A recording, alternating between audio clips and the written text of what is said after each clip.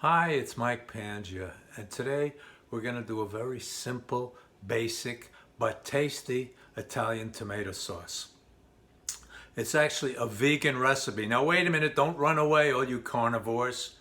Those of you that are frightened to death of anything put in front of you with the vegan label on it. This can be made also as a normal meat sauce, which I'll discuss as we go through it. Meanwhile, let's get started. Here's what you'll need to make our simple tomato sauce. It starts with a little olive oil, one of my favorite measurements, around 1/4 cup, just enough to wet the bottom of the pot.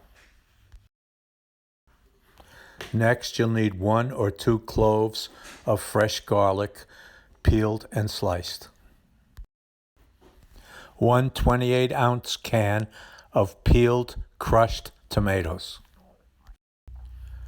Here's my favorite dimension again, a little salt, perhaps a 1/2 teaspoon.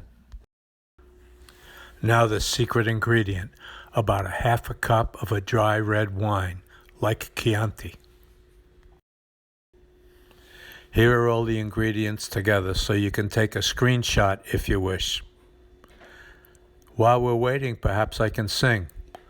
La donna mobile. Perhaps not. I know many of you have seen this before, having me peel and slice the garlic, but for those who may be new, let's give it one more shot.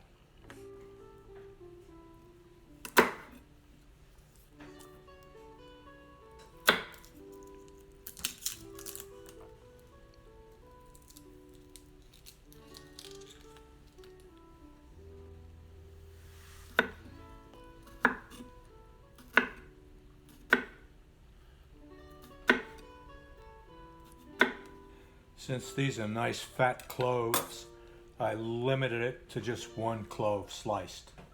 Our first step is to wet the bottom of our sauce pot with olive oil.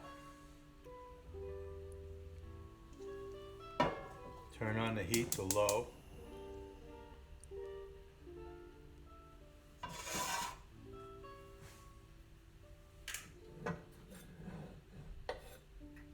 Throw our garlic slices in.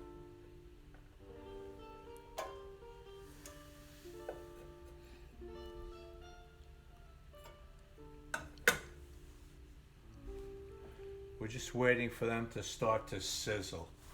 Once they start to sizzle, we'll go on to the next step. Once the garlic is sizzling, we can add the tomatoes. At this point, it's a waiting game. It's still a vegan sauce, but I can give a tip to the carnivores out there of what they could do differently. What the old Italian ladies would do making sauce would be to brown some meat in that olive oil before they put the tomatoes into it.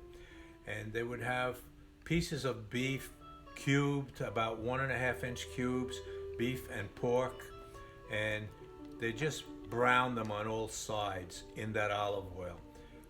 You don't want to really cook them through because they're going to cook in the sauce, but you just want to put that little coating of crispness on the outside of them.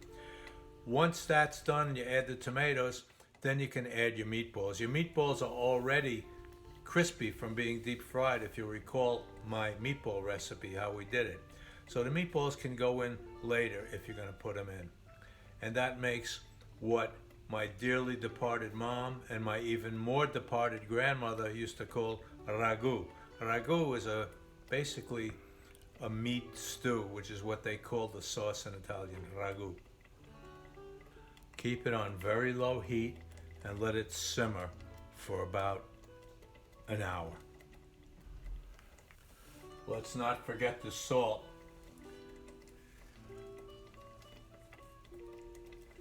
Sauce would taste very flat without any salt.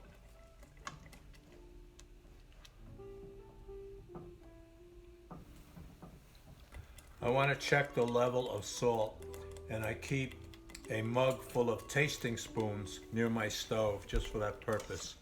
So we'll go in and taste and then not put the spoon back in the food.